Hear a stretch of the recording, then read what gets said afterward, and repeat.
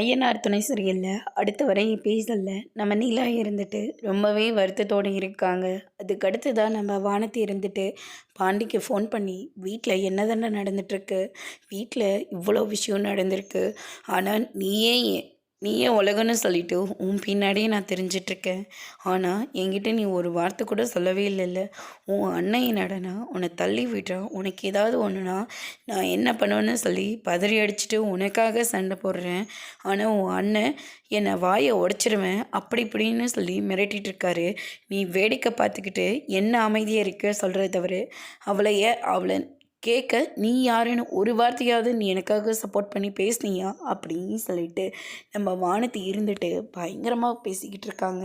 அதுக்கடுத்து தான் இந்த பக்கம் நம்ம நிலாவோட அப்பா இருந்துட்டு நிலாவை பார்க்குறதுக்காக வீட்டுக்கே வராங்க. நிலா அவங்க அப்பாவை பார்த்தோன்னே பயங்கரமாக ஷாக் ஆகுறாங்க. நடந்த எல்லா விஷயத்தையும் நான் கேள்விப்பட்டேம்மா, கேட்கவே மனசு ரொம்ப கஷ்டமாக இருக்குது. கல்யாணம் வேண்டான்னு சொல்லி ஒரு வார்த்தை சொல்லியிருந்தா நான் கல்யாணத்தை நிறுத்தியிருப்பேனே. ஆனால் நம்ம அந்தஸ்துக்கு முதல்ல இந்த குடும்பம் செட் ஆகுமா, எதுக்காக இந்த டிரைவரை நீ கல்யாணம் பண்ணிட்டு வந்த அப்படின்னு சொல்லிட்டு நிலாவோட அப்பா பயங்கரமாக சண்டை போட்டுட்ருக்காங்க. அதுக்கடுத்து தான் பார்த்திங்கன்னா, அப்பா நீங்கள் என்ன வேணால் நினச்சிட்டு போங்க, ஆனால் இப்போ என் மனசு முழுக்க சோழன் மட்டும்தான் இருக்கார் அப்படின்னு சொல்லிட்டு நிலா சொல்லிடுறாங்க. அதான் கோர்ட்டில் டிவோர்ஸ் கேஸ் போயிட்டுருக்கு, டிவோர்ஸ் கேஸை நான் நாளைக்கே போய் கேன்சல் பண்ண போகிறேன் அப்படின்ற மாதிரியும் சொல்கிறாங்க. அதோட இன்றைக்கான பிரம்ம முடிச்சிருக்காங்க.